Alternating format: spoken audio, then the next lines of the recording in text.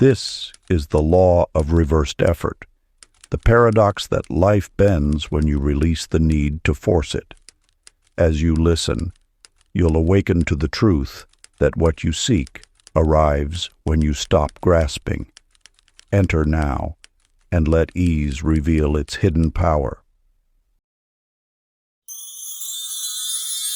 The Law of Reversed Effort. Introduction. In a time before ink and parchment, when wisdom passed like a breath between the stars, the elders spoke in parables woven of moonlight and silence.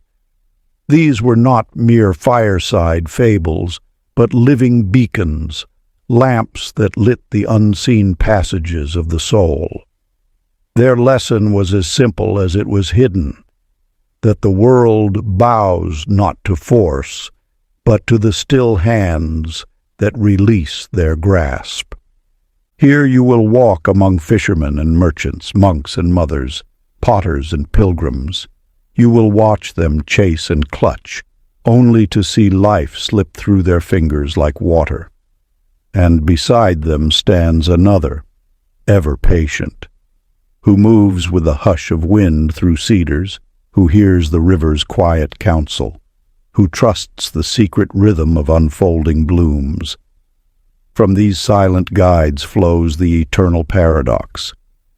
Abundance and peace are not captured by striving, but invited through surrender. These stories speak in the low music of temple bells across the centuries, yet they touch your present breath. They whisper to the archer whose aim wavers under strain, to the seeker lost in books, to the lover who clings too tightly. Each tale is a mirror, where you may watch your own hurried hands soften and open at last. So come lightly, unburdened. This is no handbook of conquest, but a forgotten map of ease. You are not here to seize life, but to be carried by it, and to awaken to the oldest secret of all. What you have long pursued has been quietly approaching you from the beginning. But before we begin, please hit the like button and let me know where in the world you're watching from today. It's always fascinating seeing who's joining us from around the world. Part 1. Lessons of Release. Chapter 1. The Fisherman's Empty Net.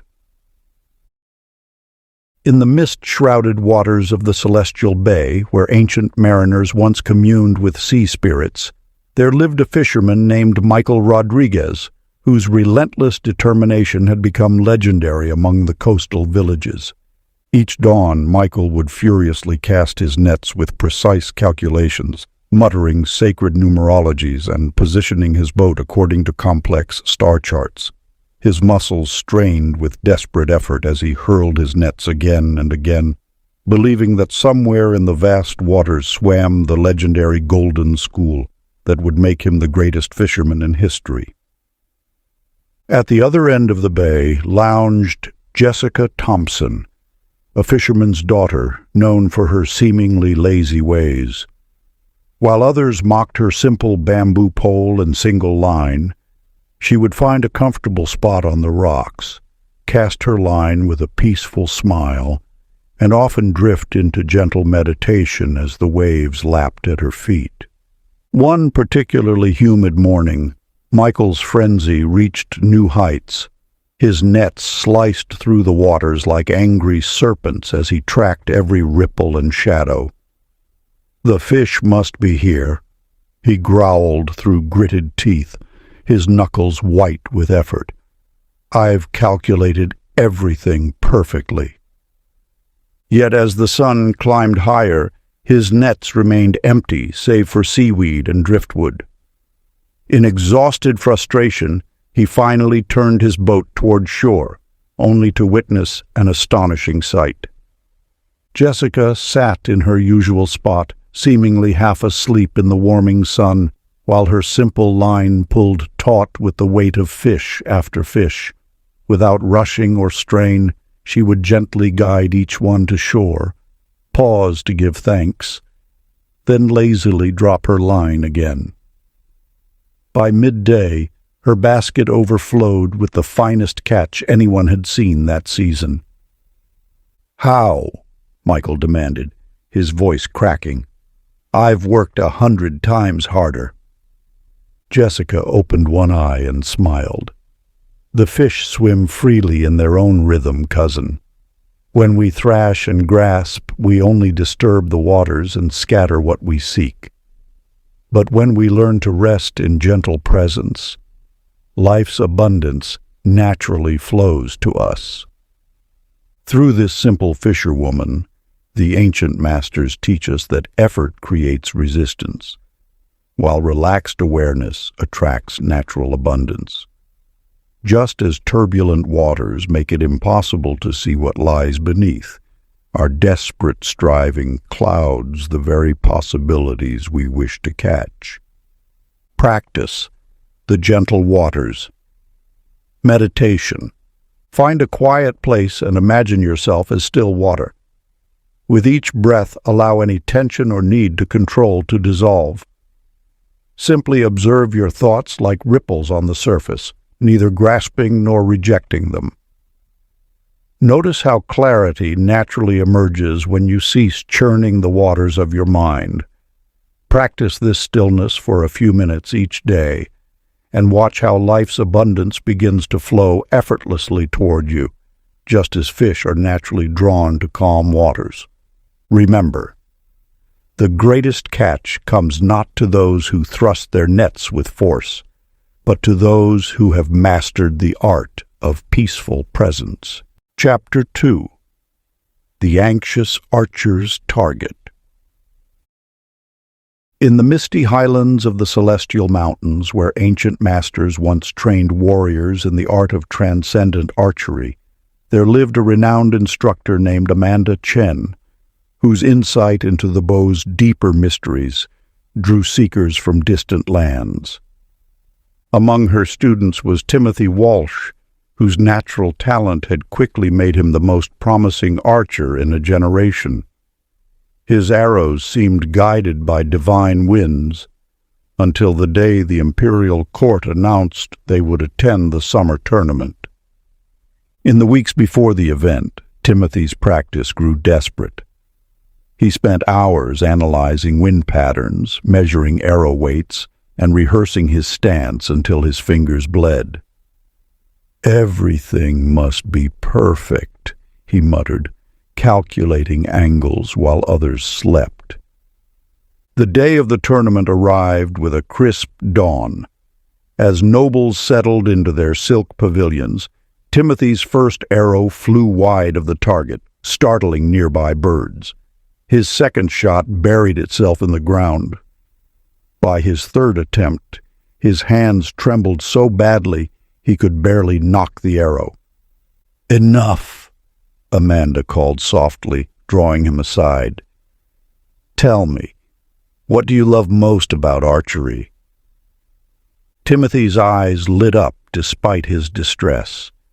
The perfect moment when everything dissolves except the bow, the breath, and the target, when it feels like the arrow flies itself. "Then shoot for that joy alone," she smiled, "and forget about all these important people who don't understand our art anyway." Timothy laughed for the first time in weeks. Returning to the line, he drew his bow with the pure delight of a child at play. His arrow flew straight and true, splitting the center of the target. 5 more perfect shots followed, each seeming more effortless than the last. Later, amid celebrations, Amanda gathered her students. "The arrow can only fly straight when released with joy," she explained. "Desperation poisons our aim, while delight guides our hands. This is true not just in archery, but in all life's targets." Through this wise teacher, the ancient masters show us that desperate striving for success ensures failure, while acting from joy naturally creates perfection. Just as a trembling hand cannot shoot straight, an anxious heart cannot manifest its desires. Practice. The joyful arrow meditation. Sit quietly and imagine your dearest goal as a target before you. Notice any tension or anxiety about reaching it. Now remember a moment of pure joy in your life, letting that feeling fill your body. From this state of delight, envision your intention flying effortlessly to its mark. Practice shifting from strain to joy whenever pursuing your aims. Remember, the target is struck not by those who try hardest, but by those who have mastered the art of joyful release. Chapter 3. The Merchant's Backwards Bargain. In the bustling silk markets of the ancient East, where traders once whispered secrets of prosperity between jade pillars and incense clouds, there lived a merchant named Daniel Foster, whose aggressive bargaining had become feared throughout the trading routes. Daniel believed that success came through relentless negotiation. He would spend hours arguing over each copper coin, his face reddening as he demanded better prices. "Everything is negotiable," he would declare, pursuing fleeing vendors through winding alleys. One sweltering afternoon, he encountered an unusual merchant named Stephanie Liu, whose silk-laden stall sat slightly apart from the others. While competitors shouted their wares, she sat serenely drinking tea, seemingly indifferent to whether anyone bought her goods. "Your prices are outrageous," Daniel proclaimed, launching into his usual tirade. But Stephanie merely smiled and raised her prices further. Shocked, he bargained more frantically, only to watch the costs climb with each desperate attempt. Finally, exhausted and confused, he turned to leave. "Perhaps these silks are not for you," Stephanie called softly. "Take your time. The right price reveals itself to those who don't chase it." Something in her words gave him pause. The next day, he returned with a different approach. Instead of haggling, he admired the silk's quality with genuine appreciation, discussing their artistry over tea. When he rose to leave without purchasing, Stephanie suddenly offered him the finest pieces at half their original price. "But why?" he asked, amazed. "I didn't even try to negotiate." "The harder we grasp at a price, the more it slips away," she explained, her eyes twinkling. "But when we release our attachment to the outcome, the best offers naturally flow toward us. This is the paradox of the marketplace, and of life itself." Through this wise merchant, the ancient masters teach us that desperate attachment creates resistance, while genuine detachment attracts abundance.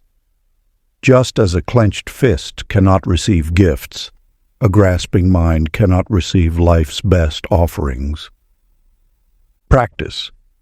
The empty hands blessing. Sit quietly and open your palms upward on your lap. With each breath, release one thing you're desperately trying to acquire or achieve. Feel the lightness that comes with letting go. Notice how empty hands are ready to receive unexpected gifts. Practice this releasing whenever you find yourself grasping too tightly at outcomes. Remember, the finest bargains come not to those who negotiate most forcefully, but to those who have mastered the art of graceful detachment. Chapter 4. The Worried Mother's Wayward Son. In the sheltered Valley of Whispers, where ancient wind chimes sang wisdom to those who would listen, there lived a mother named Sarah Kim, whose protective fears had become as suffocating as the morning mist that cloaked the village. Each dawn, Sarah would bind protective charms to her son Matthew Phillips's clothes, reciting endless warnings about the mountain's dangers. "The cliff paths are treacherous," she would cry. "The forest holds hungry wolves. The river runs too swift." Her anxiety wove an invisible cage around the boy, who grew more restless with each passing season. Across the village lived Rachel Green, whose children ran as free as mountain birds. While others questioned her seemingly casual approach to motherhood, she would simply tend her garden, humming ancient melodies that spoke of trust in life's deeper wisdom. One stormy evening, Matthew finally rebelled against his mother's countless restrictions. In angry defiance, he fled toward the very cliffs Sarah had warned against most fiercely. The entire village joined the search as thunder rolled through the valleys. They found him at dawn, safely asleep in Rachel's house. He had run straight to her garden after losing his way in the darkness, drawn by the gentle light she always kept burning and the sense of welcome that permeated her home. "How do you keep your children so safe without walls of worry?" Sarah asked, clutching her sleeping son. Rachel smiled while gathering morning herbs. "Fear is like a prophecy that summons its own fulfillment," she said softly. "The more desperately we try to prevent what we dread, the more surely we call it into being. But when we trust in the greater wisdom that guides all things, our children learn to listen to that same inner voice that keeps them safe." Through this wise mother, the ancient masters reveal that our deepest fears manifest what we most resist, while trust in life's flow creates natural protection. Just as birds learn to fly only when released from the nest, souls can only grow strong in the space of trust. Practice the mother's heart release. Sit quietly and place your hand over your heart. With each breath, release one fear about those you love. Feel how trust creates space for wisdom to flow between you and them. Instead of binding others with worry, wrap them in the warm light of faith in their inner knowing. Practice this trust, especially when your heart tightens with fear. Remember, our loved ones are protected not by the cages we build from fear, but by the wings they grow through our trust in their journey. Chapter 5. The Sleepless Monk's Pillow. In the mountain temple of eternal dawn, where sacred bells marked time's gentle passing, there lived a dedicated monk named Joshua Martinez, whose mastery of every spiritual discipline was matched only by his complete inability to find peaceful sleep.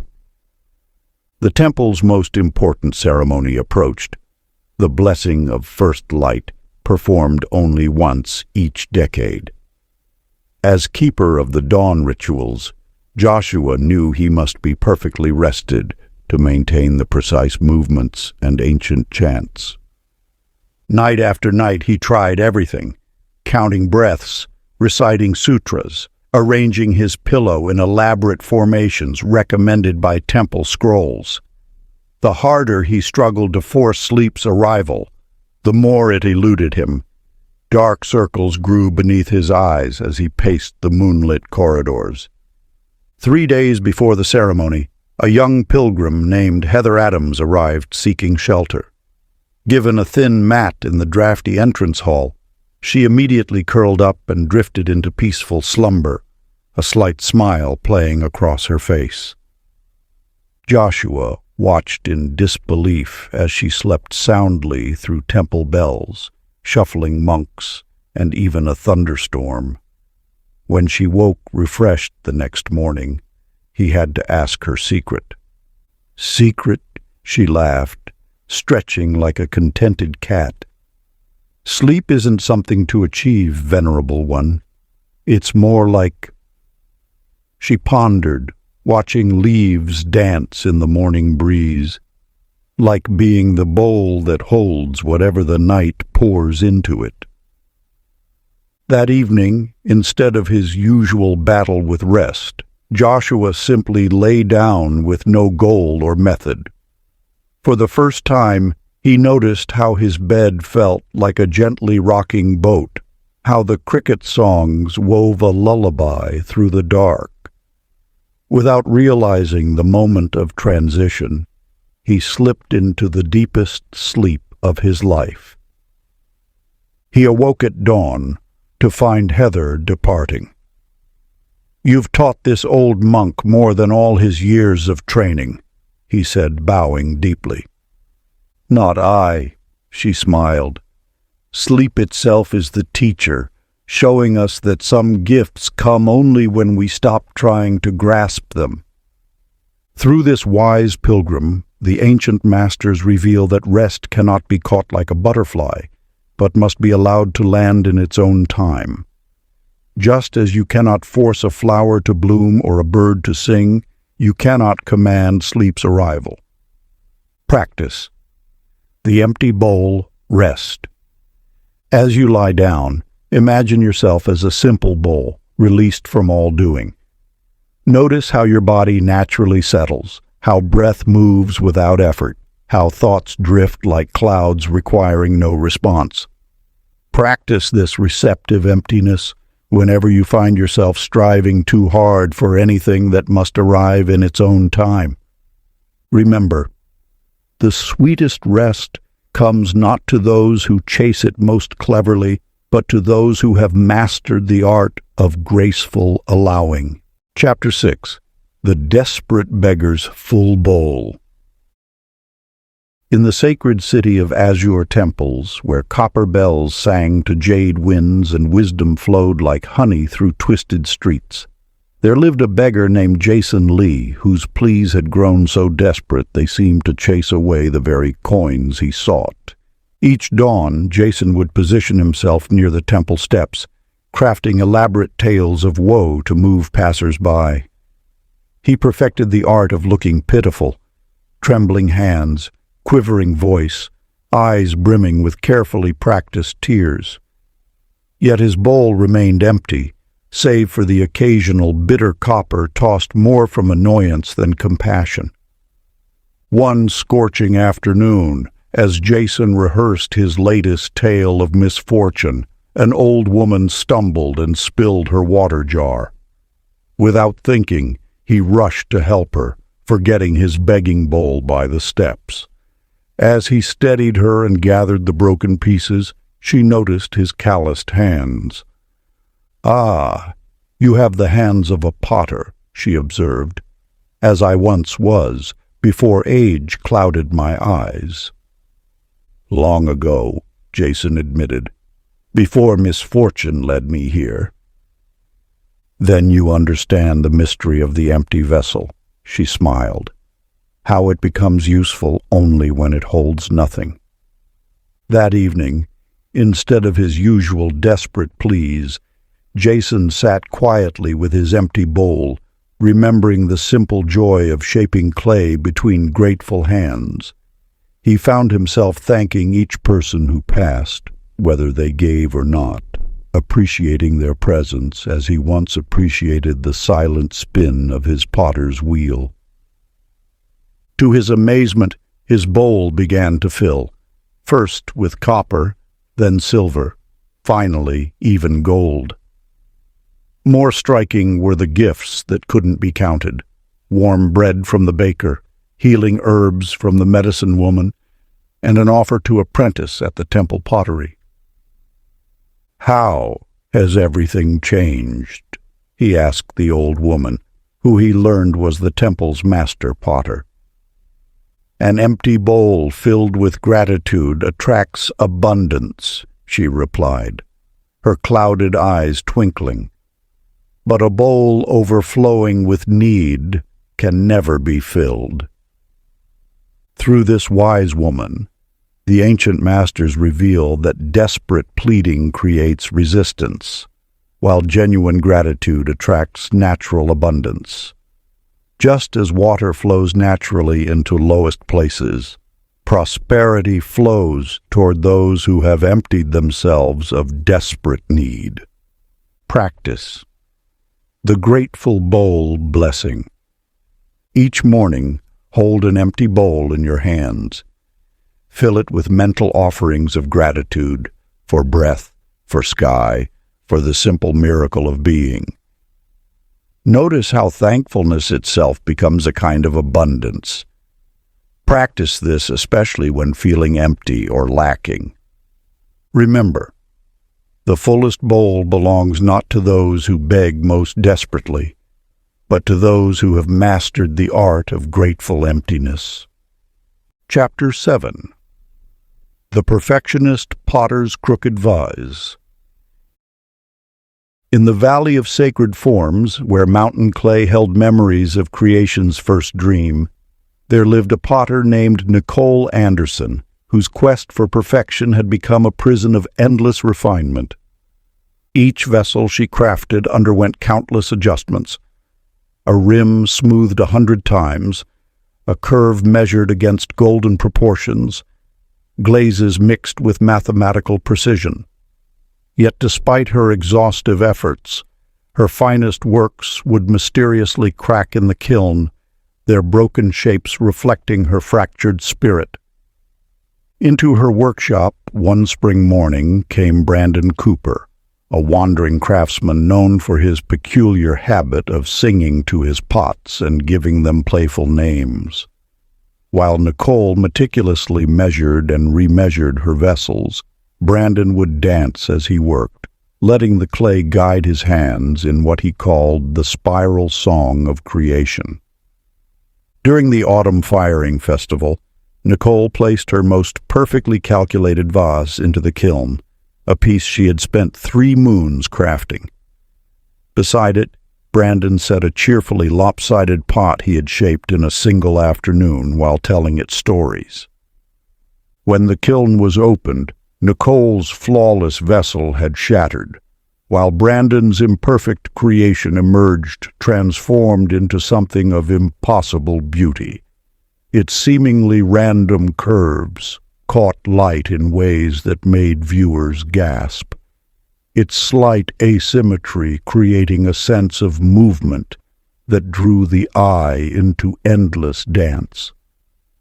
"How can your careless work survive while my perfect pieces perish?" she asked, holding the shards of her broken dream. Brandon smiled while patting his crooked pot like an old friend. "Clay remembers the joy or fear of the hands that shape it," he said. "A vessel made with love of the process will always be stronger than one made with fear of failure. Perfection isn't a destination to reach, but a song to dance with." Through this wise craftsman, the ancient masters reveal that our desperate grasp for perfection strangles the very beauty we seek to create. Just as a flower cannot be forced to grow straighter by pulling its stem, true mastery emerges only through loving participation in the natural flow of creation. Practice. The potter's playful path. Before beginning any creative work, place your hands in a bowl of cool water. Feel how it flows around your fingers without resistance. Let this remind you that mastery comes through joyful cooperation with the medium, not through forcing it into submission. Practice this especially when you feel the grip of perfectionism tightening. Remember, the most beautiful creations flow not from the hands that grasp most precisely, but from the heart that dances most freely with the spiral song of life. Chapter 8. The Rushed Pilgrim's Longest Journey. Along the sacred path of 7 moons, where ancient stone markers whispered wisdom to patient travelers, there journeyed a pilgrim named Robert Turner, whose hurried footsteps echoed his restless heart. Each year, Thousands made the sacred journey to the Temple of Dawn's first light, following the traditional 40-day path through valleys carved by celestial tears. But Robert, convinced he could find a faster way, was determined to be first to reach the temple gates. While other pilgrims paused to honor the ritual stations or help fellow travelers, Robert rushed past, muttering calculations about shortcuts and wasted time. He paid no attention to Melissa Garcia, who walked with unhurried steps, often stopping to share tea with strangers or admire the way morning mist danced through ancient cedars. The temple's blessing flows equally, whether you arrive first or last, she called to his retreating form. But Robert was already disappearing around a bend, chasing the shadow of his own ambition. Taking what he believed to be a clever shortcut, Robert found himself lost in the maze of forgotten footsteps, where every hasty choice led deeper into confusion. For 7 days he wandered, each desperate attempt to force his way forward leading him in circles, until his water ran dry and his pride dissolved into humility. It was Melissa who found him, sitting defeated beside a weathered milestone. She shared her water and walked beside him as he finally began to notice the journey itself, the way sunlight painted stories on stone walls, how mountain streams sang sutras in their flowing, the subtle grace of pilgrims helping one another along the way. They arrived at the temple exactly 40 days after starting, just as tradition prescribed. To Robert's amazement, the gates opened at the precise moment of their arrival, as if the entire journey had been perfectly timed. "How did you know to walk so slowly?" he asked Melissa as temple bells welcomed them. "I didn't walk slowly," she smiled. "I walked completely. Each step is its own destination when you're not rushing past it to reach somewhere else." Through this wise pilgrim, the ancient masters reveal that racing toward our goals often takes us furthest from them. Just as you cannot force a journey to unfold faster by running past its teachings, you cannot rush the ripening of any sacred fruit. Practice. The complete step meditation. Before beginning any journey, physical or spiritual, stand perfectly still for 3 breaths. Feel how even stillness is a kind of movement. Then take one step with complete attention, as if it were the only step that exists. Practice this, especially when you feel hurried by life's demands. Remember, the shortest path unfolds not for those who rush most quickly, but for those who have mastered the art of complete presence in each step. Chapter 9. The Controlling Farmer's Withered Crops. In the Valley of Whispered Seeds, where ancient earth spirits dance through twilight fields and the moon herself taught the art of growing, there lived a farmer named David Rodriguez who believed he could command nature's mysteries through sheer force of will. Each morning before dawn, David measured every seedling with copper rules, trimmed each leaf to precise proportions, and mixed elaborate potions to force faster growth. He installed intricate systems of ropes and pulleys to adjust each plant's angle toward the sun, and spent hours recording the exact number of water drops given to every root. Across the stream dwelt Ashley Campbell, whose approach to farming seemed scandalously casual to David's calculating mind. She would sing to her seeds before planting, tell stories to her sprouts, and spend long hours simply sitting among her crops, listening to what they needed. When storms threatened, she would bow to the clouds and say, "Welcome, teachers of trust." As the growing season progressed, David's carefully controlled crops began to wither despite his relentless interventions. The more desperately he tried to force them to thrive, the more they seemed to retreat from his touch. Meanwhile, Ashley's gardens flourished with almost wild abundance, her plants growing in harmonious patterns no human mind could have designed.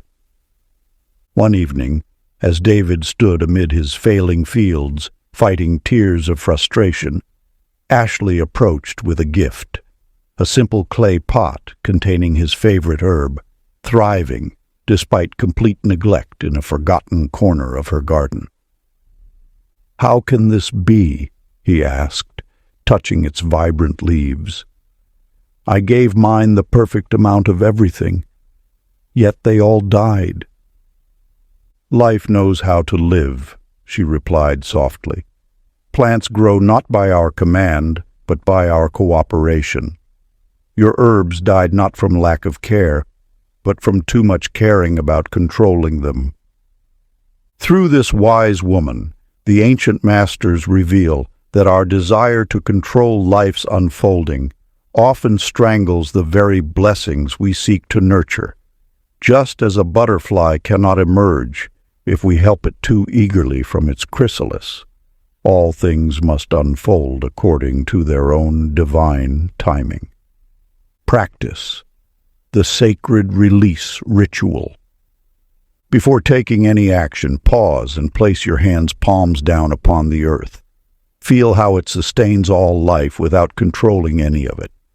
Let this touch remind you that your role is to support, not to command. Practice this especially when you feel the urge to force outcomes. Remember, the most abundant harvests come not to those who grasp most tightly, but to those who have mastered the art of loving release. Chapter 10. The Seeking Scholar's Hidden Truth. In the library of unspoken wisdom, where ancient scrolls held secrets in their silence and dust motes danced with forgotten memories, there dwelt a brilliant scholar named Jennifer Walsh, who believed truth could be captured through relentless study. Day and night, Jennifer pored over weathered texts, filling countless journals with complex theories and esoteric diagrams. She learned 7 dead languages, memorized 1,000 sacred verses, and debated with every sage who passed through the temple gates. Yet despite her vast knowledge, the deep peace she sought remained elusive. In the temple garden worked a simple girl named Amy Parker, whose task was tending the meditation pools. While Jennifer hunched over manuscripts by candlelight, Amy spent her days listening to the songs of rippling water and watching leaves dance in the wind. She could neither read nor write, yet visitors often remarked on the profound wisdom that seemed to flow naturally through her simple words. One morning, after another sleepless night of desperate study, Jennifer found Amy sitting quietly beside a lotus pool, smiling at nothing in particular. "How can you waste time doing nothing when there's so much to learn?" Jennifer demanded, clutching a precious scroll. Amy gestured to the space beside her. "Sometimes the greatest texts are written in silence," she said softly. "Sit with me and read what the lotus has to teach." Reluctantly, Jennifer sat. At first, her mind raced with theories about botanical symbolism and metaphysical correspondences. But gradually, as the morning light played across the water and the lotus slowly opened its petals, something shifted. In the space between her thoughts, wisdom began to bloom, not as concepts to be grasped, but as direct knowing that arose from stillness itself. "I've been looking so hard for what was always here," Jennifer whispered, tears falling into the pool. "Every text I studied was pointing to this moment of not seeking." Through this wise gardener, the ancient masters reveal that our desperate search for truth often blinds us to its constant presence. Just as stars cannot be seen by staring at them directly, the deepest wisdom reveals itself only when we stop trying to capture it. Practice the lotus pool meditation. Find a quiet place and sit without purpose or goal. Notice how wisdom arises naturally when you stop chasing it. Let your thoughts settle like leaves on water. Practice this especially when you feel overwhelmed by information seeking. Remember, the greatest truths come not to those who study hardest, but to those who have learned to listen to the silence between thoughts. Part 2. The Way of Allowing. Chapter 11. The Matchmaker's Stubborn Hearts. In the village of interwoven destinies, where love's threads were said to be visible to those with patient eyes, lived a renowned matchmaker named Tiffany Chen, who believed she could command Cupid's arrows through clever strategy. Her methods were legendary. Elaborate charts mapping personality traits, careful calculations of zodiac alignments, and complex systems for engineering accidental meetings between potential couples. She kept meticulous records of every prospective match in precious jade tablets, proudly claiming she could unite any two hearts through proper manipulation. In the same village dwelt a simple tea merchant named Kimberly Adams, whose shop became an unexpected sanctuary for lonely hearts. She had no system, made no plans, yet lasting love seemed to blossom naturally in the peaceful atmosphere she created. When asked her secret, she would only smile and pour another cup of jasmine tea. As Tiffany's reputation grew, her methods became increasingly intricate. She arranged elaborate schemes to force compatible pairs together, staging rescues from manufactured dangers, creating artificial rivalries to spark jealousy, even hiring actors to play specific roles in her romantic productions. Yet, despite her clever plots, every forced match eventually unraveled. The more desperately she tried to bind hearts together, the more quickly they pulled apart. Meanwhile, authentic loves continued to spark spontaneously among those sharing quiet moments in Kimberly's tea garden. One evening, exhausted from another failed matching attempt, Tiffany stopped for tea. As she watched Kimberly simply listening to her customers with genuine interest, making no effort to pair anyone, two strangers naturally began conversing at adjacent tables. Their connection was instant and unmistakable. "How do you create such perfect matches without trying?" Tiffany asked in wonder. "Love is like the steam rising from tea," Kimberly replied softly. "The more you try to grasp it, the more it disperses. But create the right conditions, warmth, openness, peace, and it naturally fills the space." Through this wise tea merchant, the ancient masters reveal that our attempts to force connections often prevent them from forming naturally. Just as you cannot make a flower bloom by pulling open its petals, hearts must unfold according to their own divine timing. Practice the empty vessel meditation. Before any interaction, imagine yourself as an empty teacup, ready to be filled with whatever naturally arises. Release all agenda and expectation. Practice this, especially when you feel tempted to force connections or outcomes. Remember, the deepest bonds form not through clever manipulation, but through mastery of the art of creating space for natural resonance. Chapter 12. The Healing Touch That Wouldn't Heal.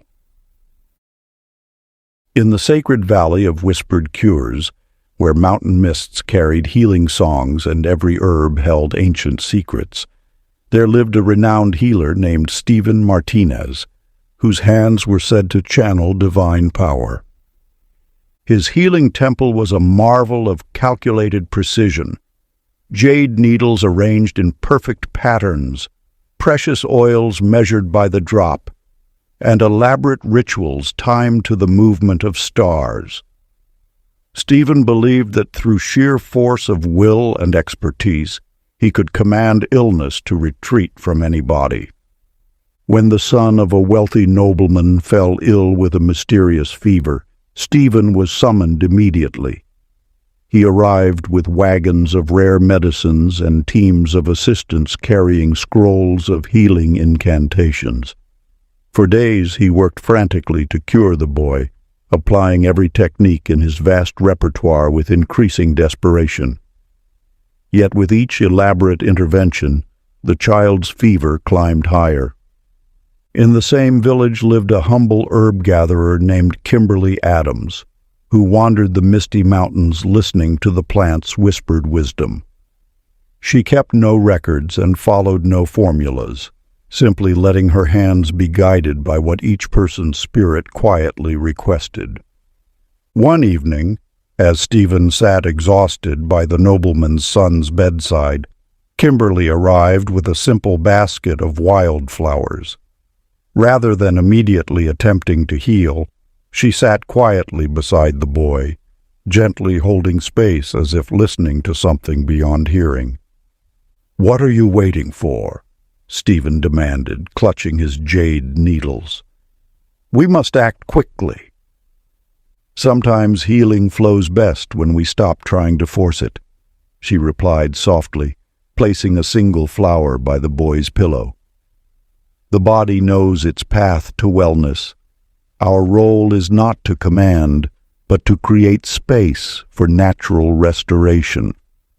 As she spoke these words, her hands moved with fluid grace, barely touching the child. Within moments, his breathing eased. By morning, his fever had broken.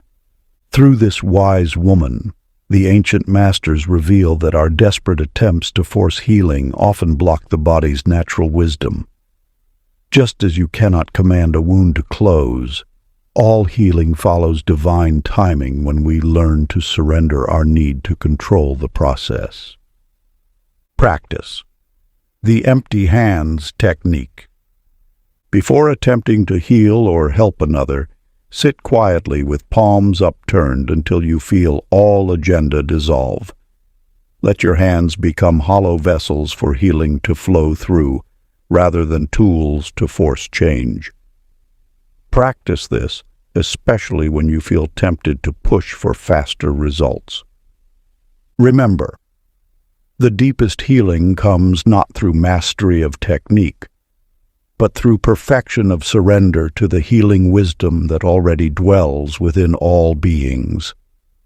Chapter 13. The Warrior's Peaceful Victory.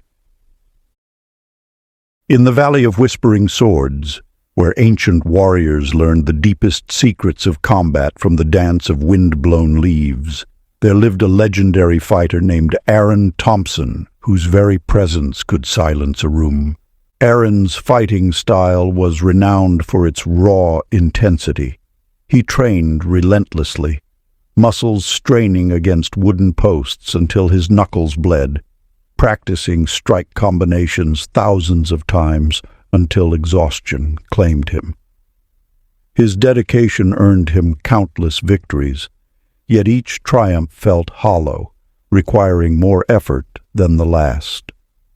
During the infamous Tournament of 5 Kingdoms, Aaron faced his greatest challenge, a mysterious warrior named Michelle Hayes, who moved like morning mist, her attacks flowing as naturally as falling rain. While other fighters punched the air and shouted battle cries, she sat quietly drinking tea, seeming almost disinterested in the contests ahead. In their first match, Aaron attacked with everything he had, unleashing his most powerful combinations. Yet the harder he struck, the more easily Michel redirected his force, moving with such liquid grace that his attacks seemed to dissolve before reaching her. Exhausted and frustrated, he finally collapsed, defeated by his own intensity. "You fight as if wrestling with the ocean," Michel said softly, helping him up. "The waves cannot be defeated through force. Their power comes from perfect surrender to natural flow." She demonstrated by having him push against her with all his might. When he strained hardest, she remained immovable. But when she relaxed completely, his force passed through her like wind through branches, leaving him off balance while she stayed centered. "True victory comes not from adding force," she explained, "but from removing resistance. Let your strength flow like water, finding its natural path." In that moment, Aaron understood that he had been fighting himself all along. In their final match, he stopped trying to win and simply allowed his body to move with intuitive wisdom. For the first time, combat felt effortless, not a battle to be won, but a dance to be played. His techniques emerged spontaneously, powered not by strain, but by perfect alignment with the present moment. Through this wise warrior, the ancient masters reveal that true power comes not from forcing our will upon the world, but from learning to move in harmony with life's natural flow. Just as water overcomes rock not through violence but through gentle persistence, all victories arise from mastering the art of effortless action. Practice the bamboo in wind meditation. Stand quietly and imagine yourself as bamboo in a strong wind. Rather than rigidly resisting, practice yielding while staying rooted. Let each challenge move through you without creating tension. Practice this especially when facing opposition or difficulty. Remember, the greatest strength lies not in forcing your way forward, but in perfecting the art of flowing with whatever arises. Before we get into the next chapter, you can download a free ebook version of this audiobook using the link in the pinned comment below this video. Chapter 14. The Nervous Bride's Wedding Day. In the Valley of Sacred Unions, where marriage ceremonies were said to weave the very threads of destiny, lived two sisters known throughout the land. Brittany Rodriguez was a master of ancient wedding rituals, while her younger sister, Michelle Turner, was but a simple flower tender in the temple gardens. As Brittany's own wedding day approached, she became consumed with controlling every detail. She commissioned 7 ceremonial robes sewn with golden thread, prepared 64 precise ritual movements, and demanded that every flower petal fall in perfect alignment with the celestial charts.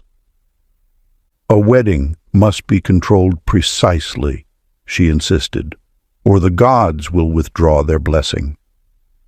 She spent sleepless nights rehearsing ceremonies and berating servants for misplaced incense holders. The morning of her wedding arrived with chaos. A sudden wind scattered her carefully arranged petals. Musicians arrived late. Incense smoke moved in the wrong direction.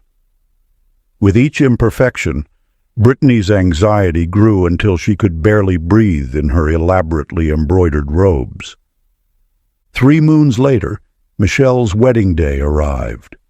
While Brittany had spent a fortune on preparations, Michelle simply picked wildflowers at dawn and let the morning dew dampen her bare feet.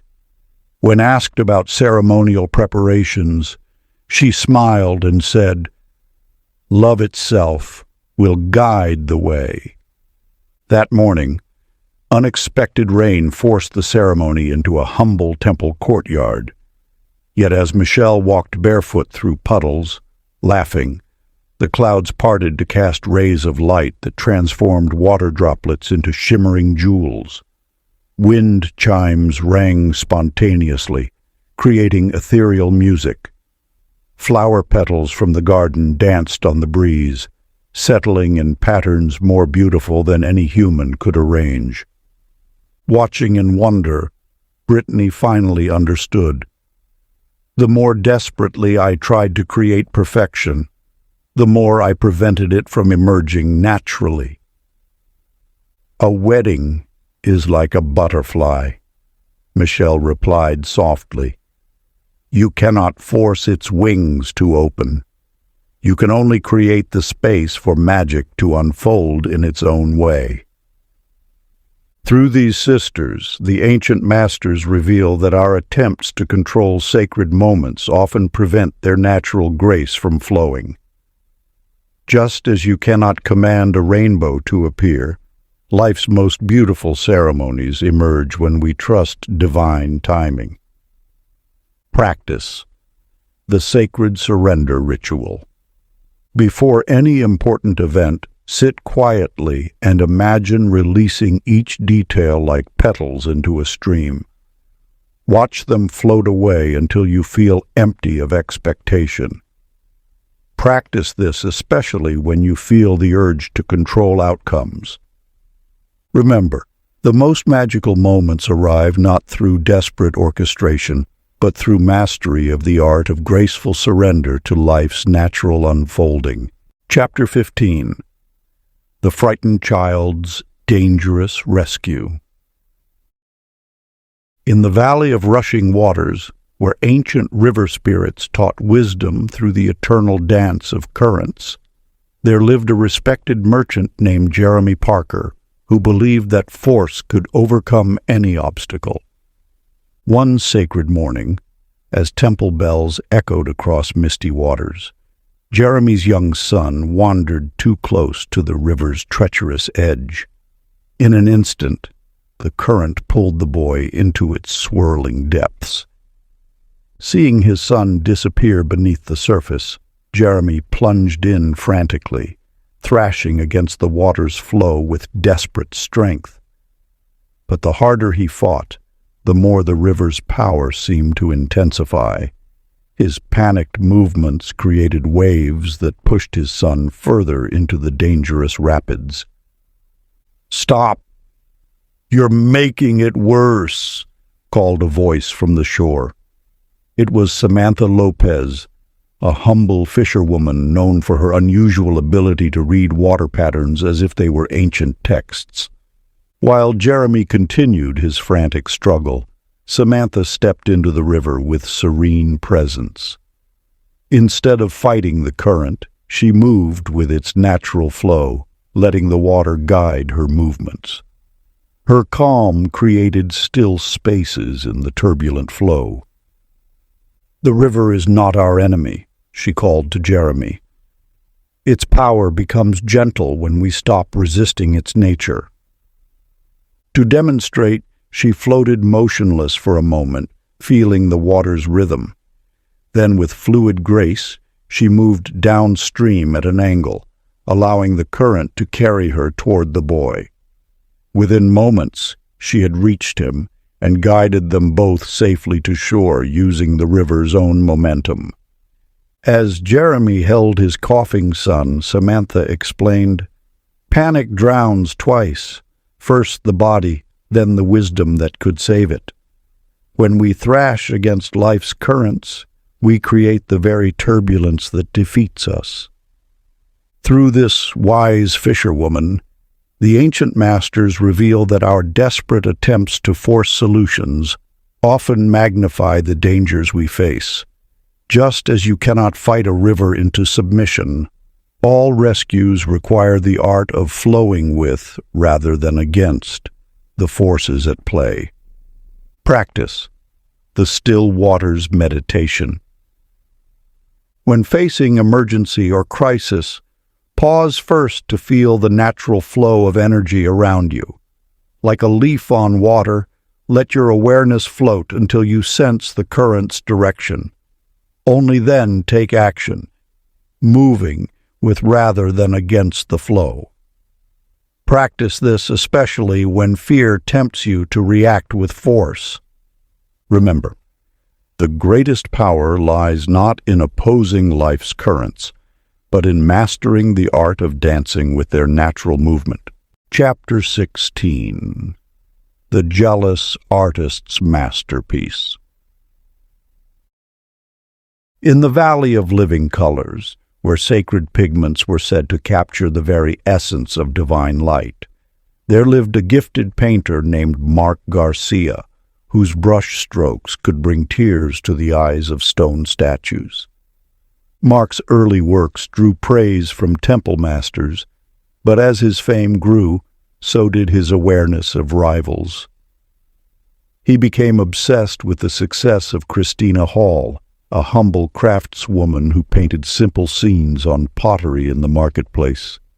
While Mark locked himself away studying competitors' techniques and measuring his work against others, Christina sat in her open-air stall, humming ancient melodies as she decorated clay with whatever images brought her joy. Children playing, birds in flight, morning dewdrops on lotus leaves. Mark's paintings grew technically perfect but somehow lifeless. He added more elaborate details, more expensive pigments, yet each piece felt hollow. Meanwhile, Christina's simple pottery began attracting pilgrims from distant lands who spoke of how her art seemed to glow with inner light. Desperate to understand her secret, Mark disguised himself as a merchant and asked Christina about her methods. She laughed musically and said, "Methods? I simply play with colors like a child splashing in rainbow puddles. Each piece is my heart's song made visible." That night, Mark dreamed of his childhood when he first discovered the magic of painting. Before thoughts of competition entered his mind, he remembered the pure joy of swirling colors, the delight of creating simply for creation's sake. The next morning, he gathered his most expensive brushes and rare pigments and threw them in the river. Using simple tools and whatever paints he could find, he began painting not to impress or compete, but purely for the love of bringing beauty into being. Gradually, his art transformed. The jealousy that had clouded his vision cleared, revealing the unique gifts that had been within him all along. His new works carried an authenticity that no technical perfection could match. "Comparison is a thief that steals the soul from art," Christina later told him. "True mastery comes not from surpassing others, but from surrendering so completely to creative joy that the artist disappears, leaving only the pure light of creation itself." Through these artists, the ancient masters revealed that our creative gifts flourish only when we release the need to measure ourselves against others. Just as each flower blooms uniquely, without wondering how it compares to the rest of the garden, all masterpieces arise from the soil of pure, creative devotion. Practice the empty canvas meditation. Before beginning any creative work, sit quietly and imagine releasing all thoughts of outcome, competition, and judgment. Feel yourself becoming as blank and receptive as a fresh canvas. Create from this space of pure potential, letting each movement arise naturally from joy alone. Practice this especially when comparison or self-doubt arise. Remember, the greatest masterpieces emerge not from striving to outshine others, but from learning to let your unique light shine unhindered by comparison. Chapter 17. The Impatient Gardener's Forced Blooms. In the valley of eternal seasons, where sacred gardens whispered secrets of natural timing to those who learned to listen, lived an ambitious young gardener named Ryan Mitchell. His terrace gardens cascaded down temple steps like flowing rivers of green, yet he was never satisfied with nature's pace. "Why should I wait months for what could bloom today?" he often demanded, developing elaborate systems of heated crystals, concentrated fertilizers, and ritual chants to accelerate growth. He wrapped young buds in silk to force them open and tied strings to stems to pull them upward faster. Each morning, Ryan paced his gardens, adjusting his contraptions and muttering ancient growth spells while casting disapproving glances at neighboring plots, particularly at the wild-seeming garden of Amber Anderson, an eccentric elder who seemed to do nothing but sit quietly among her plants, occasionally humming old melodies or sharing tea with butterflies.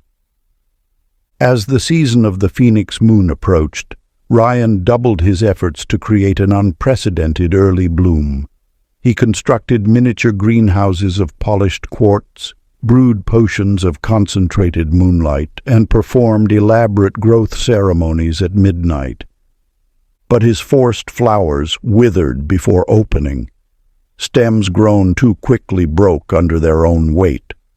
Roots, denied their natural cycles, failed to dig deep enough to sustain life. Soon his famous gardens became a graveyard of botanical ambition. Meanwhile, Amber's seemingly neglected garden exploded into spectacular bloom, exactly when nature intended. Visitors gasped at the perfect timing of each flower opening, the harmonious succession of colors, the dance of butterflies and bees drawn to her thriving sanctuary. "How do you command such perfect timing?" Ryan finally asked her, humbled by his failures. Amber smiled gently. "I command nothing, dear one. I simply listen. Every seed knows when to sprout, every bud knows when to open. My only art is patient trust in their ancient wisdom." She handed him a simple clay pot containing a dormant bulb. "Sit with this each day. Feel its timing. Learn to hear the whispers of its becoming. The secret of the garden is not to force life into your timeline, but to align your timeline with life." Through these gardeners, the ancient masters reveal that our attempts to rush natural processes often prevent them from reaching their full potential. Just as you cannot force a butterfly from its chrysalis before its time, all blooming requires the sacred art of patience. Practice. The dormant seed meditation. Hold a seed or bulb in your palm. Close your eyes and attune to its internal timing. Feel the perfect orchestration of its natural cycles. Practice this especially when impatience tempts you to force outcomes before their time. Remember, the most magnificent blooms emerge not through our desperate forcing, but through mastery of the art of divine timing. Chapter 18. The Demanding Teacher's Resistant Students. In the Valley of Whispered Wisdom, where sacred scrolls held secrets of divine knowing, there lived a renowned teacher named Brian Reed, who believed wisdom could be forced into unwilling minds like water poured into sealed jars. His lessons echoed through temple halls like thunder, stern lectures delivered with rigid precision while students sat frozen in fearful silence. He assigned endless memorization of ancient verses, demanding perfect recitation under threat of harsh penalties. "Knowledge enters through discipline," he would declare, striking his staff against stone floors. But though his students could recite every word he taught, their eyes remained dull, their understanding shallow as morning mist. In the same temple taught Megan Campbell, whose classroom was a simple garden where students gathered beneath flowering trees. Instead of lectures, she would often sit quietly, watching butterflies dance between blossoms until someone asked a question. "Why don't you teach us properly?" Brian demanded one day, finding her students scattered about, some drawing in the dirt, others weaving wisdom tales from flower stems. "Watch," she smiled, scattering breadcrumbs near a nervous bird. When Brian moved toward it, the bird fled, but when he grew still, it hopped closer of its own accord. "Truth is like that bird," Megan explained. "Chase it, and it flies away. Create space, and it comes to rest in your open hand." She gestured to her students, each absorbed in their own path of discovery. One boy was learning mathematics by arranging pebbles in sacred patterns. 2 girls were discovering physics through playful experiments with falling leaves. "Real understanding cannot be forced into a mind," she said gently. "It must be invited to unfold from within, like a flower opening to sunlight. Our task is not to fill empty vessels, but to nurture seeds already planted in fertile soil." Gradually, Brian began softening his approach. He replaced rigid lectures with curious questions, harsh demands with patient invitation. Soon his classroom hummed with the energy of genuine discovery as students explored wisdom in their own unique ways. Through these teachers, the ancient masters reveal that true learning cannot be commanded, only cultivated through gentle awareness. Just as you cannot force a bud to bloom by prying open its petals, all wisdom unfolds according to its own divine timing. Practice, the empty cup, teaching. Before sharing any wisdom, first create sacred space, both inner and outer. Let go of all need to prove, convince, or force understanding. Simply hold the light of awareness and trust that what needs to be learned will emerge naturally in its perfect way. Practice this, especially when urgency tempts you to push too hard. Remember, the deepest knowledge enters not through force of will, but through the gentle art of allowing wisdom to arise from within. Chapter 19. The Worried Innkeeper's Empty Rooms. In the Valley of Celestial Rest, where sacred winds carried weary travelers to their destined havens, stood 2 neighboring inns along the Temple Road. The first belonged to Kevin Allen, whose anxiety about filling his rooms manifested in ever more desperate schemes. Kevin hired temple criers to shout about his inn's virtues, painted elaborate promises on silk banners, and even attempted to intercept pilgrims before they reached his competitor's door. He spent his nights calculating losses and his days pacing nervously, his worried energy filling every corner of his establishment. "Special blessed beds," he would call out, "sacred dream-enhancing pillows. Guaranteed enlightenment by morning." But travelers hurried past, unsettled by his frantic energy. Next door stood the simple inn of Rachel Stevens, who spent her days tending to small comforts, arranging fresh flowers, brewing fragrant tea, ensuring the courtyard fountain sang its gentle song. She greeted each potential guest with the same peaceful presence, whether they stayed or continued their journey. "How do you fill your rooms without effort?" Kevin finally asked one evening, watching yet another group of pilgrims choose Rachel's inn over his grander establishment. Rachel smiled and poured him a cup of jasmine tea. Have you noticed how cats never come when called, but always appear when you sit quietly? Prosperity has similar habits. She led him through her inn, where travelers rested peacefully in the atmosphere of gentle acceptance. I learned long ago that guests, like sacred blessings, are not captured, but welcomed. They sense the energy of a place. Anxiety repels, while peace attracts. Kevin observed how Rachel's simple presence transformed each space she entered. She didn't just maintain an inn, she created sanctuary. Her rooms weren't just clean, they were peaceful. Her gardens weren't just beautiful, they were restorative. Gradually, Kevin began releasing his desperate schemes. He stopped chasing travelers and instead focused on cultivating tranquility within himself and his inn. Soon, guests naturally gravitated to the quiet harmony he had created. Through these innkeepers, the ancient masters reveal that abundance flows not from anxious effort, but from peaceful presence. Just as birds prefer to rest in calm waters rather than troubled seas, all blessings are attracted to the still pools of tranquil hearts. Practice.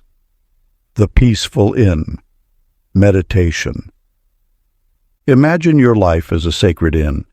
In each room of your being, release the energy of worry and striving. Fill every corner with calm acceptance and gentle welcome. Practice this especially when scarcity fears arise, remembering that what you seek is attracted to your quietest spaces. Remember, the greatest prosperity flows not from desperate seeking, but from learning to become a peaceful harbor for life's blessings. Chapter 20. The Lonely Hermit's Unexpected Friends. In the Whispering Mountains, where sacred caves held secrets of solitude's sweetness, lived a hermit named Timothy Jackson, who twisted the art of sacred solitude into desperate isolation. Though he had chosen the hermit's path, Timothy could not embrace its silence.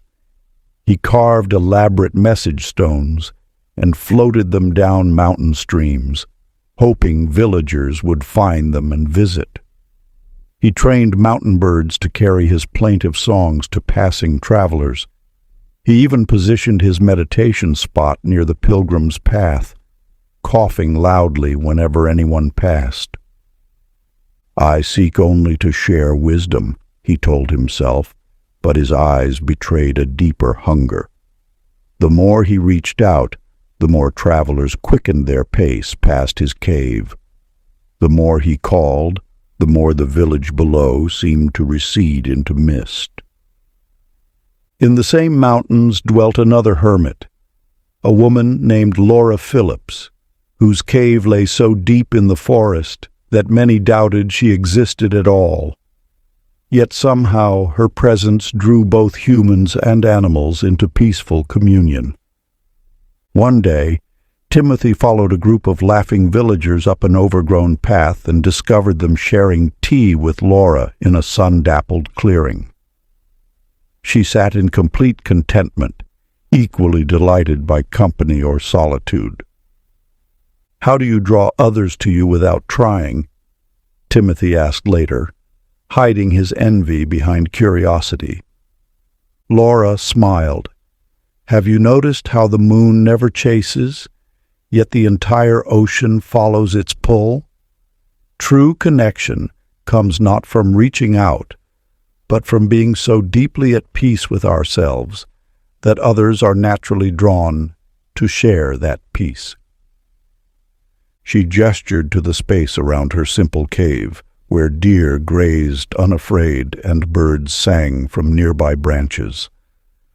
Loneliness is not cured by clutching at others, but by becoming such good company for ourselves that our solitude becomes a gift we can share.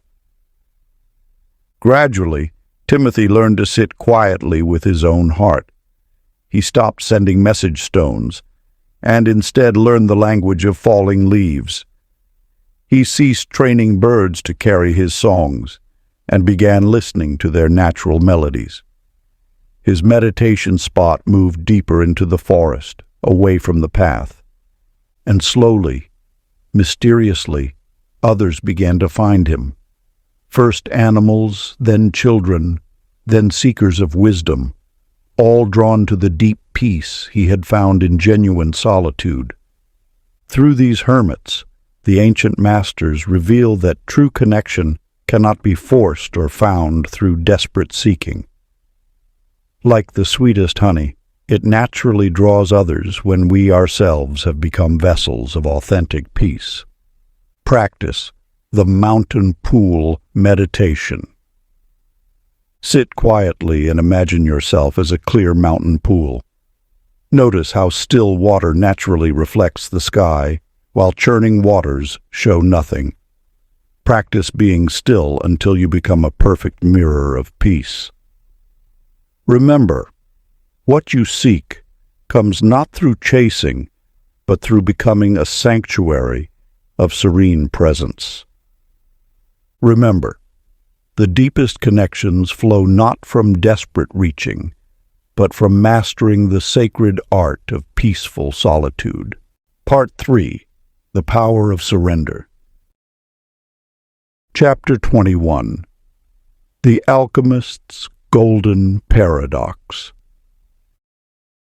In the Valley of Sacred Transmutation, where ancient fires held secrets of divine transformation, lived an alchemist named Elizabeth Morris, whose obsession with creating gold consumed her very soul.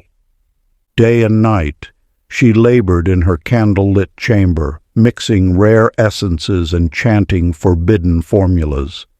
Her shelves groaned with mysterious tinctures, each attempt more desperate than the last. She traced sacred symbols in dragon's blood ink, and stirred her crucibles with moonbeam-blessed rods. "Gold will come through perfect effort," she declared, dark circles beneath her eyes betraying countless sleepless nights. But no matter how precise her measurements or powerful her incantations, her crucibles yielded only bitter ash and twisted metal. In the same valley worked humble herb woman Amanda Torres, who made simple medicines in a sunlit garden. Though she never sought it, everything she touched seemed to shimmer with golden light. One morning, Elizabeth discovered Amanda's watering can had transformed overnight into pure gold. "What secret formula did you use?" she demanded, clutching the gleaming vessel. Amanda laughed like wind chimes in a summer breeze. "Watch," she said, picking up a clay pot. As she worked, her hands moved with such pure joy and presence that the clay began to glow. The secret is not in any formula, but in the love behind the working. She showed Elizabeth how each herb in her garden received unique attention, how every preparation was a dance of devotion. True alchemy happens not through desperate seeking, but through becoming so filled with love that transformation naturally flows through you. Gradually, Elizabeth began shifting her approach. She stopped forcing reactions and instead learned to listen to her materials. She ceased chanting formulas and began singing songs of gratitude. Her laboratory transformed from a chamber of desperate seeking into a sanctuary of sacred play. And mysteriously, gold began appearing, not through complex processes, but in unexpected moments of pure presence. A stirring rod left in morning dew, a forgotten crucible touched by moonlight. Each transmutation a gift of grace rather than a product of effort. Through these alchemists, the ancient masters reveal that the greatest transformations cannot be forced through external formulas, but must arise from the heart's pure love. Just as sunlight naturally transforms morning dew into rainbow light, divine alchemy flows only through vessels emptied of desperate seeking. Practice. The Golden Heart Meditation. Before beginning any sacred work, take a moment to empty yourself of all seeking energy. Replace the desire to achieve with simple love for the process itself. Let each action become an offering of pure presence. Practice this especially when ambition tempts you to force transformation. Remember, the most powerful alchemy flows not from desperate formulas, but from learning to become living vessels of divine love. Chapter 22. The Stormcaller's Gentle Winds. In the valley of celestial winds, where weather itself responded to the hearts of those who knew its sacred language, lived a proud storm-caller named Daniel Phillips. His commanding voice could be heard echoing across mountain peaks as he attempted to bend the elements to his will. "I command you, clouds, gather," he would shout, arms raised dramatically. "Rain, I summon you. Thunder, obey my call." But the more forcefully he demanded, the more chaotic the weather became. His attempts to bring gentle spring showers created devastating floods. His calls for cooling breezes sparked destructive windstorms. In the same valley lived a humble weather listener named Catherine Hayes, who spent her mornings in quiet communion with the dawn mist. She never commanded, she conversed. She never demanded, she danced with the wind. One drought-stricken summer, the village elders begged Daniel to bring rain. For 3 days, he performed his most powerful rituals, but the sky only grew more brass-colored and unyielding. In desperation, he sought Catherine's counsel. He found her in her garden, speaking softly to a morning glory as it unfurled its petals. "How do you whisper to the weather and have it listen?" he asked, "when my strongest commands go unheeded?" Catherine smiled and gestured to a hummingbird hovering nearby. "Have you noticed how these tiny ones never force their way through the air, but rather dance with it? The elements are not servants to be commanded, but divine partners in an eternal dance." She taught him to sit quietly and feel the wind's natural patterns, to sense the rhythm of clouds, to hear the songs hidden in distant thunder. "Weather flows from the great breath of creation," she explained. "We cannot control this breath, but we can learn to breathe with it." Gradually, Daniel learned to replace his thunderous commands with gentle invitations. Instead of demanding rain, he would sing to the clouds of earth's thirst. Rather than summoning wind, he would dance with the stillness until it chose to move. To his amazement, the weather responded with perfect precision to his quietest whispers. Rains came soft and nurturing. Winds arrived playful and cleansing, each element offering exactly what the land needed in exactly the right measure. Through these weather workers, the ancient masters reveal that true power flows not from forceful command, but from loving cooperation with divine forces.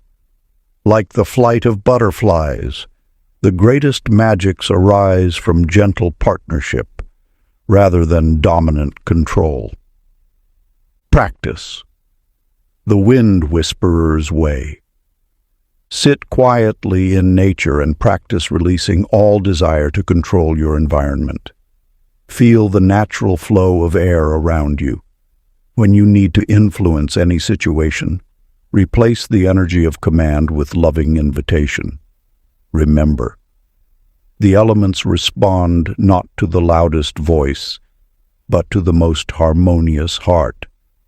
Remember, The greatest power flows not from dominating force, but from learning to dance with the divine winds of creation.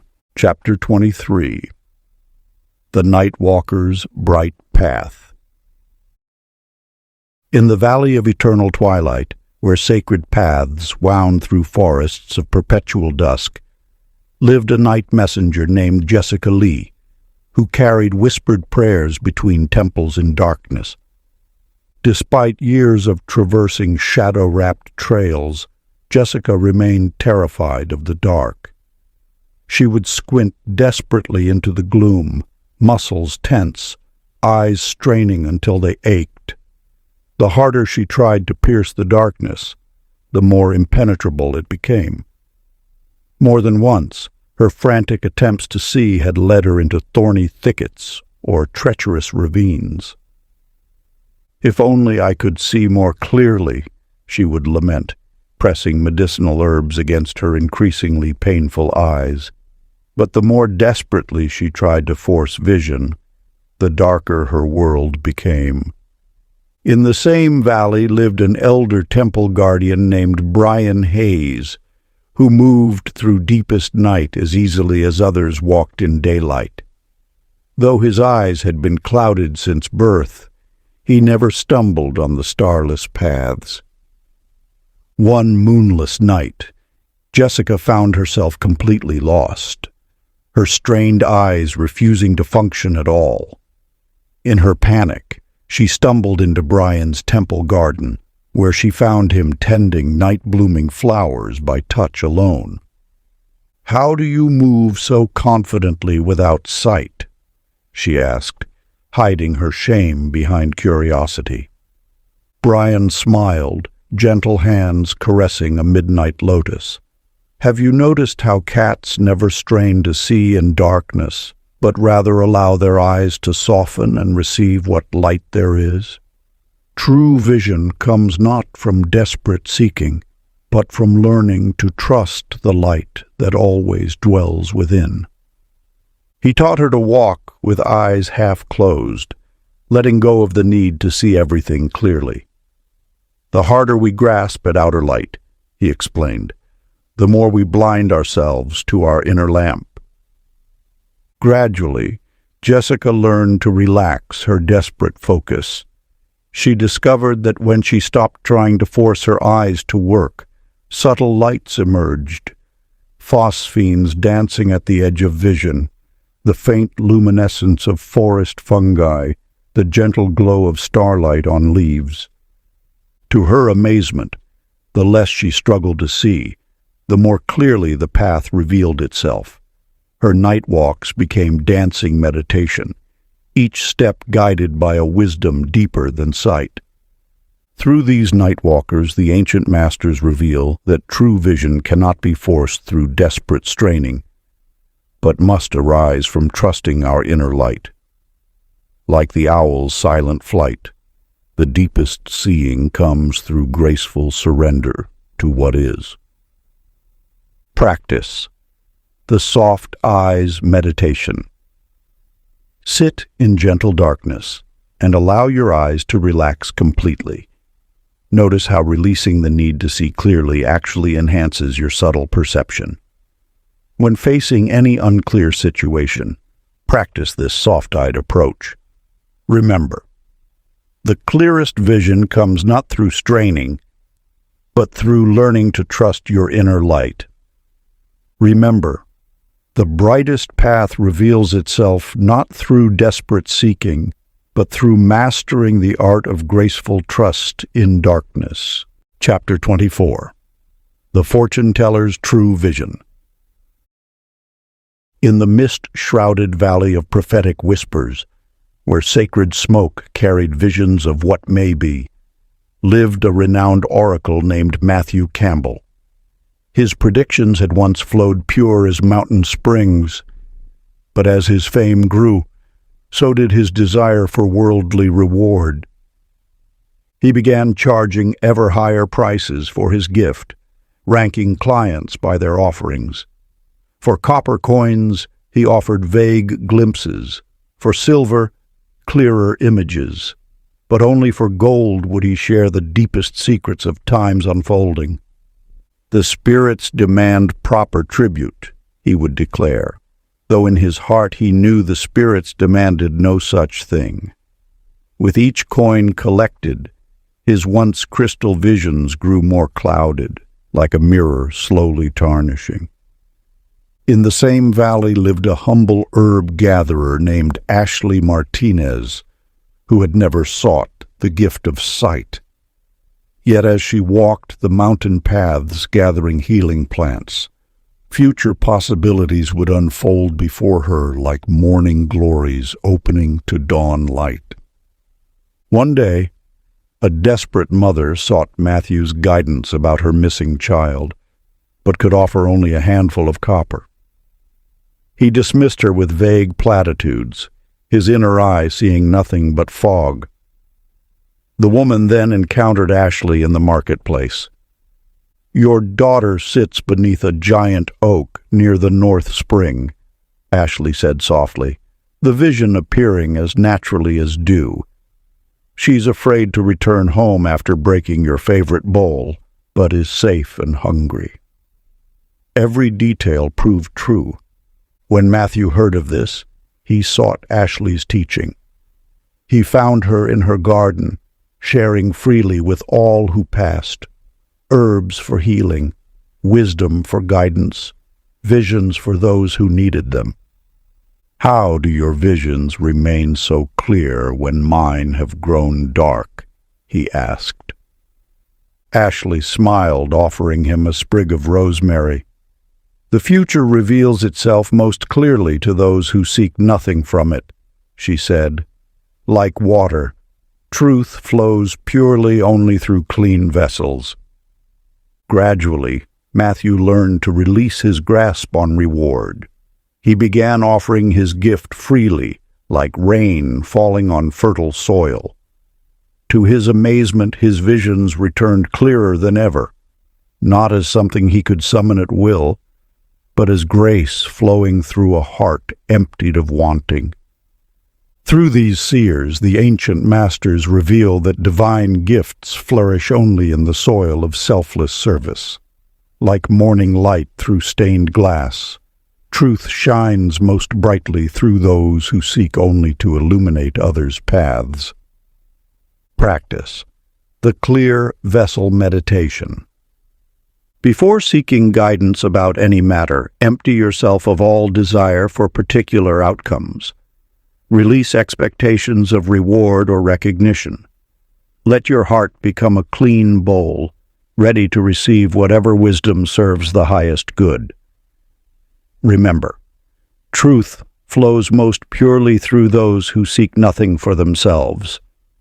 Remember, the clearest visions come not to those who grasp at knowing, but to those who make themselves empty vessels for divine wisdom to fill. Chapter 25. The River Crosser's Dry Feet. In the Valley of Flowing Wisdom, where sacred rivers carried ancient secrets in their currents, lived a merchant caravan leader named Christopher Hall. Known for his iron will, he prided himself on conquering every obstacle through sheer determination. Each season, traders had to cross the Great Serpent River, whose waters held mysterious powers. The crossing point changed constantly, dancing with the river's sacred moods. Those who fought its flow often vanished beneath its surface, while those who understood its ways crossed as if walking on dry land. Christopher believed strength meant battling the current head-on. "I will master this river," he would declare, muscles straining as he forced his way across. Each crossing became a desperate struggle, leaving him exhausted and his goods water-damaged. In the same valley lived a reed gatherer named Stephanie Wilson, who spent her days weaving baskets by the riverbank. Though she crossed daily to gather materials, none had ever seen her wet above her ankles. One storm-swollen morning, as Christopher prepared for another brutal crossing, He watched in amazement as Stephanie stepped into the raging waters. Instead of fighting the current, she seemed to dance with it, stepping sideways here, floating briefly there, letting the river itself guide her path.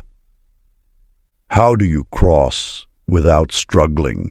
he called out, his voice hiding decades of exhaustion. Stephanie pirouetted in a swirling eddy, laughing like a child at play. "Have you noticed how water reeds never fight the current yet remain perfectly rooted? The river is not an enemy to be conquered, but a dance partner leading us to safety." She taught him to feel the water's subtle patterns, to recognize the hidden paths where currents flowed together. "The river knows the way," she explained. "Our task is not to overcome it, but to read its living map with our feet." Gradually, Christopher learned to replace rigid resistance with fluid responsiveness. Rather than fighting the flow, he learned to let it carry him. His crossings became effortless, almost playful, as if the river itself delighted in guiding him home. Through these river dancers, the ancient masters reveal that life's obstacles yield not to force but to graceful alignment with their natural flow. Like leaves riding autumn winds, our greatest journeys become effortless when we learn to dance with what is. Practice the water dancer's way. Stand in flowing water, or visualize it, and feel how it moves around resistance. Practice letting go of rigid stances, allowing yourself to be gently guided. When facing any challenge, remember, the path of least resistance often leads most directly to your goal. Remember, the deepest wisdom flows not from conquering life's currents, but from learning to dance in harmony with their sacred song. Chapter 26. The Memory Keeper's Forgotten Past. In the Valley of Eternal Echoes, where ancestral memories hung like morning mist between ancient standing stones, lived a temple historian named Michael Thompson. His sacred duty was preserving the wisdom of ages in his mind, for in those days the most precious knowledge was never written but passed through living memory. Michael approached his task with fierce determination, desperately clutching each story and teaching as if it might escape at any moment. He would pace the temple corridors late into night, frantically repeating ancient verses, his knuckles white from gripping his prayer beads. Yet the harder he tried to hold the memories, the more they seemed to slip away like water through clenched fingers. Names became confused, dates blurred together, and precious teachings fragmented into meaningless pieces. In the same valley lived an elderly basket weaver named Amanda Torres, known as the Keeper of Dreams. Though she had never formally studied the ancient ways, she could recall every story, song, and ceremony back to the time of the first dawn. Children would gather at her feet as she wove her baskets, mesmerized by tales that seemed to flow through her like a gentle stream. One day, after losing a crucial ceremonial chant, Michael sought Amanda's counsel. He found her in her garden, hands moving rhythmically through tall grass as she gathered weaving materials.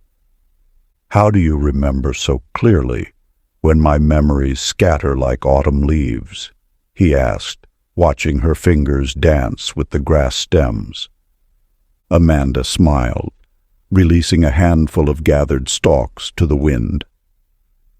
"Have you noticed how we can never recall a dream by chasing it?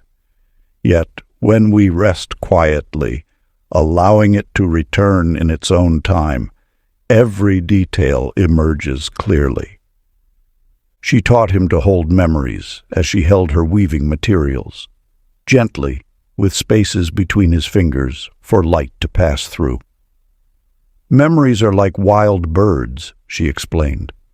Grasp too tightly, and they suffocate. Create space for them to nest, and they return with songs of their own accord. Gradually, Michael learned to release his desperate grip on the past. He discovered that when he stopped trying to possess the ancient wisdom, it began to possess him instead.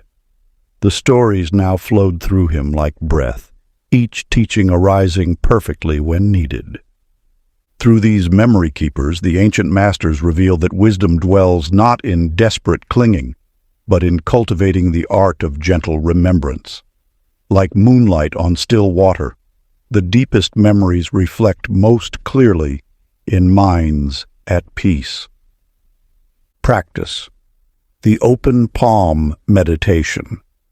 Sit quietly with upturned palms. Imagine each memory as a butterfly, landing briefly before flying free. Notice how natural recall becomes when you stop trying to cage it. Remember, the richest memories come not through grasping, but through learning to hold the past with open hands. Remember, the clearest remembrance flows not from desperate clutching, but from mastering the sacred art of letting wisdom rest in an untroubled heart. Chapter 27. The Time Weaver's Present Moment. In the valley of eternal now, where moments flowed like golden threads through the cosmic loom, lived a temple chronographer named Joshua Edwards. His sacred duty was tending the mystical time pools that regulated the valley's sacred rhythms. Joshua believed he could master time through sheer will. He would dip his ceremonial staff into the pools, attempting to slow important moments or speed through difficulties.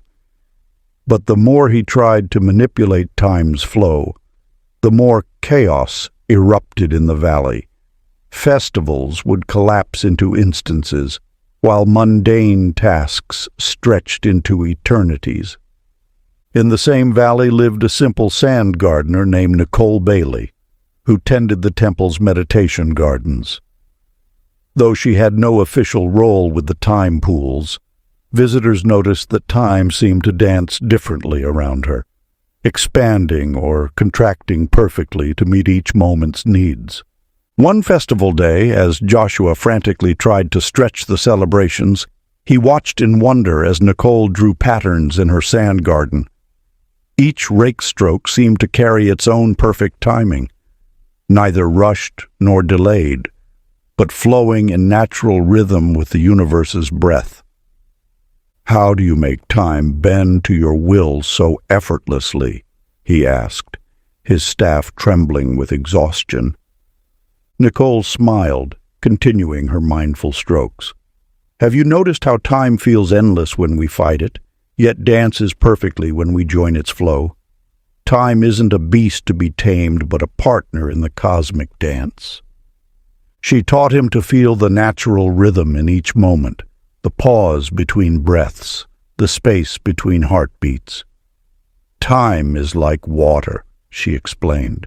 "Try to hold it, and it slips away. Move with its current, and it carries you to places beyond imagination."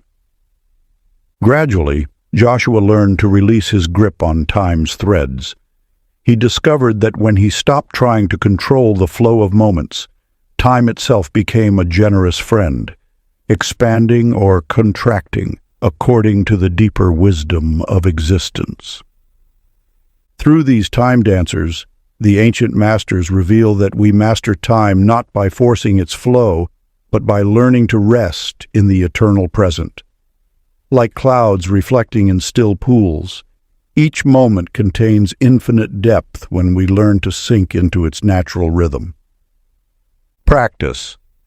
The eternal moment meditation. Sit quietly and notice how time feels when you stop trying to manage it. Feel the spaciousness in each breath, the timelessness in each heartbeat. Remember, time expands most generously when we release our need to control its flow. Remember, the deepest experience of time comes not from attempting to grasp it, but from learning to dance in harmony with the sacred rhythm of now. Chapter 28. The Dream Walker's Waking Sleep. In the Valley of Midnight Whispers, where dreams floated like luminous butterflies between sleeping minds, lived a dream healer named Robert Martinez. His sacred duty was entering others' nightmares to transform their spiritual afflictions. Robert approached his work with aggressive determination, forcing his way into troubled dreams through sheer will. He would burn powerful incense, draw elaborate symbols, and chant thunderous invocations to break through others' dream barriers. But the more forcefully he entered, the more nightmarish the dreamscapes became, transforming simple fears into terrifying abominations.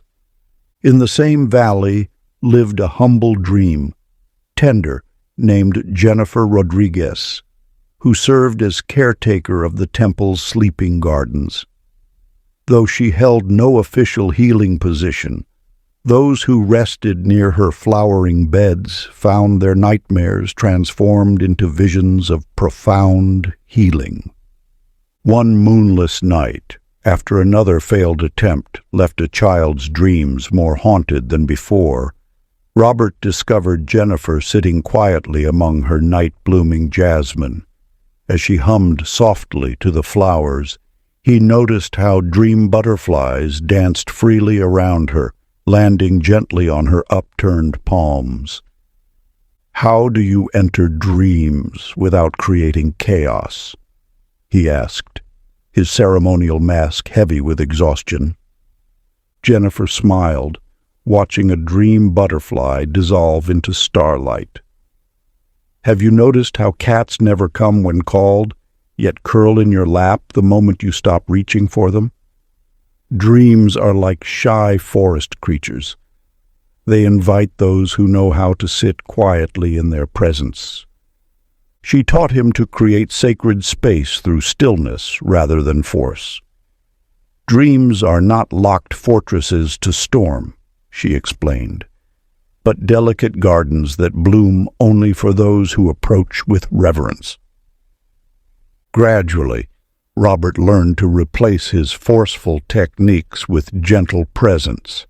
He discovered that when he stopped trying to invade dreams, they began inviting him in as an honored guest.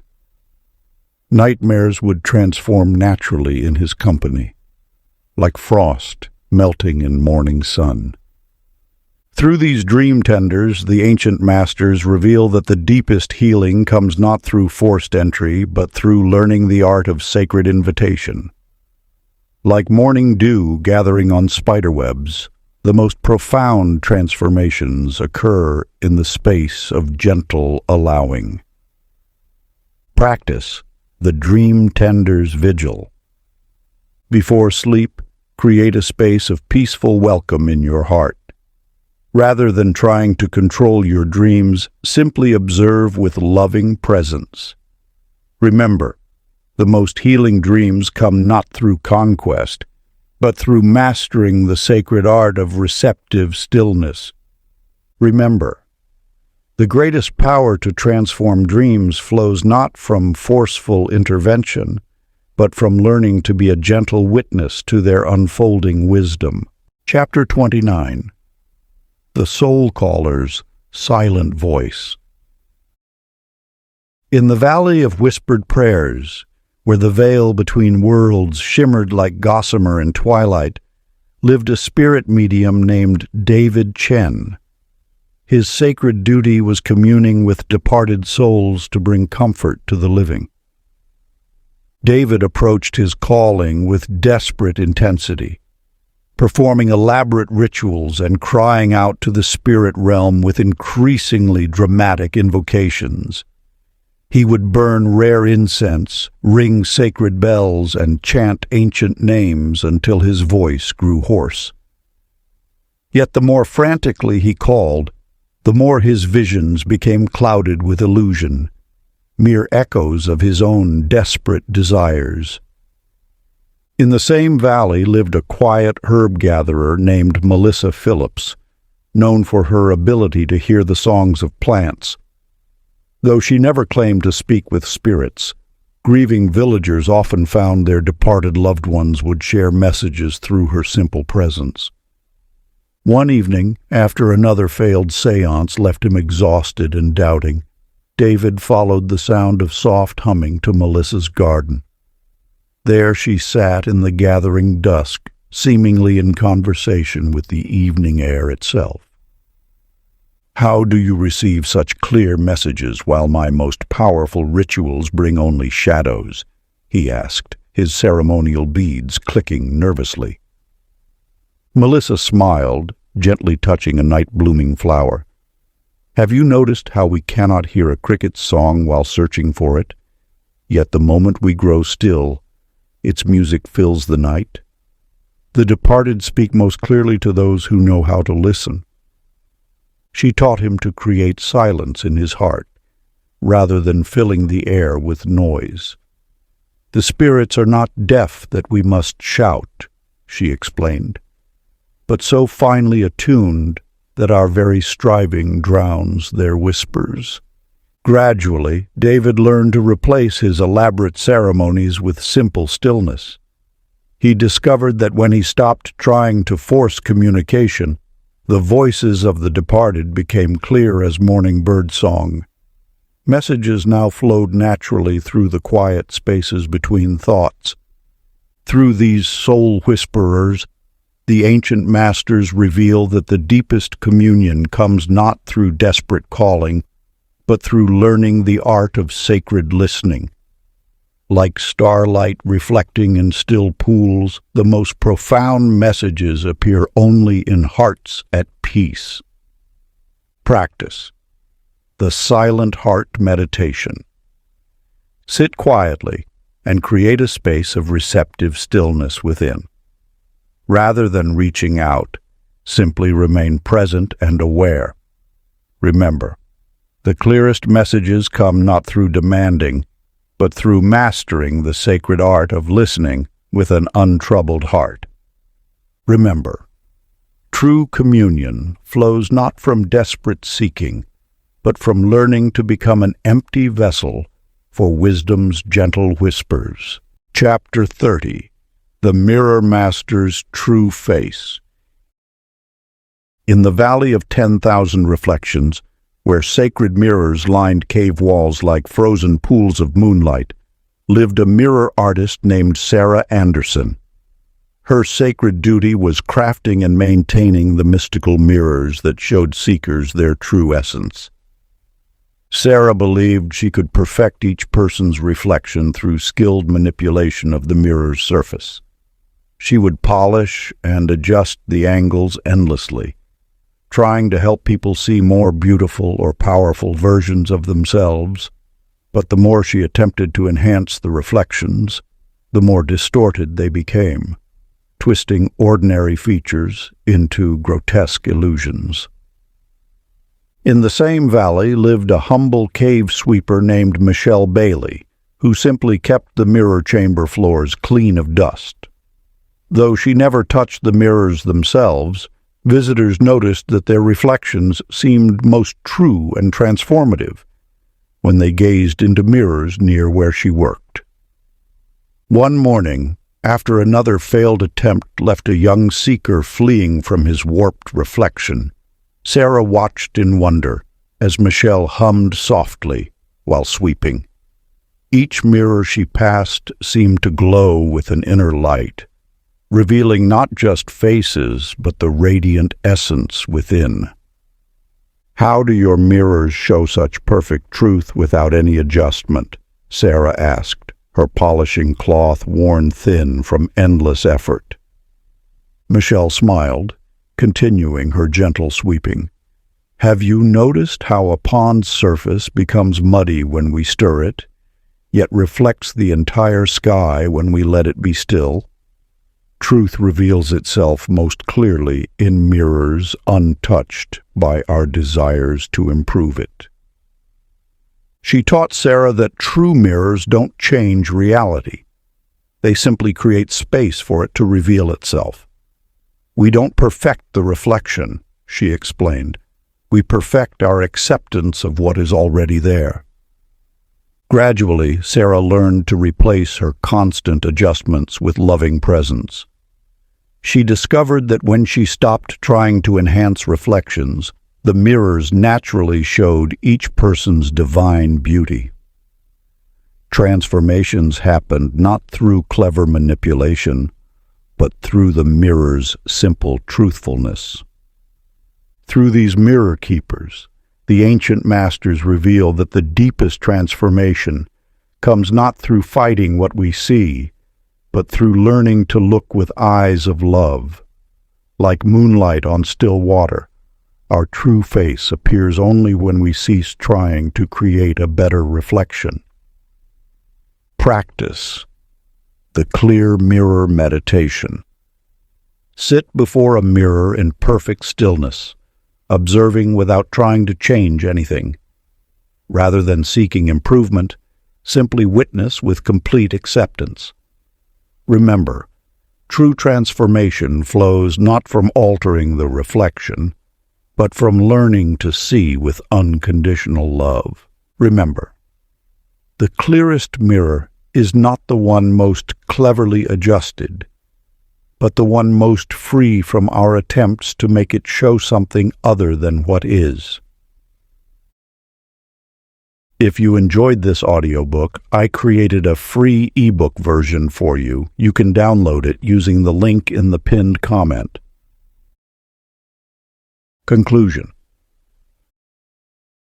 The path has circled back to its quiet beginning. You have walked alongside fishers and archers, mothers and monks, potters, pilgrims, and storm callers. You have watched their grasping turn to gentleness, their noise soften into listening, their restless will melt into a wiser current. If one truth threads all these tales, it is this: life opens not to the clenched hand, but to the open palm. Carry this with you into ordinary days. When plans tangle, become like still water, and let the mud sink by itself. When the target blurs, return to joy, and let the arrow fly of its own accord. When love feels fragile, make a soft space, and let it bloom in its time. When sleep will not come, be the empty bowl. When answers hide, sit by the lotus pool, and let silence speak. These are not tricks to win the world. They are ways of remembering what the world has always known. Rivers move by yielding. Seeds break earth by trusting the dark. Wind finds its music when nothing resists its passing. The smallest surrender can turn a locked door into a gate. If you forget, and you will, begin again. One breath, one soft glance, one unclenched moment. The art is not to master life, but to be mastered by a kinder rhythm. Let your presence become a quiet inn where blessings choose to rest. Let your steps be complete, your hands unafraid to release, your listening deep enough to hear the cricket beneath the night. And if anyone should ask what you learned here, show them without words. Pour tea without hurry.